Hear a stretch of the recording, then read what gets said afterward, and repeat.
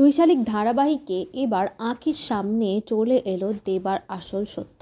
হ্যাঁ বন্ধুরা, দেবা তো আঁখি থেকে সব কিছু আড়াল করছিল যে পিয়ারকে তার বাবা এবং তার বাবার কারণে তার মায়ের মৃত্যু হয়েছে এবং এই কারণেই ছাতাবাড়ির প্রতি দেবার এত ক্ষোভ এবং সে প্রতিশোধ নিতে চায়।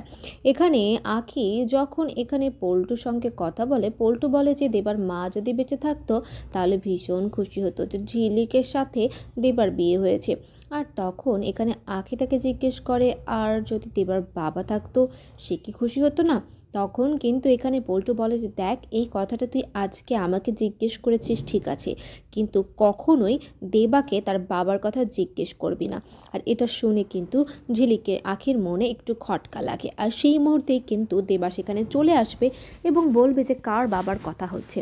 আর তারপর কিন্তু তারা দুজন সেইটা মানিয়ে নেবে।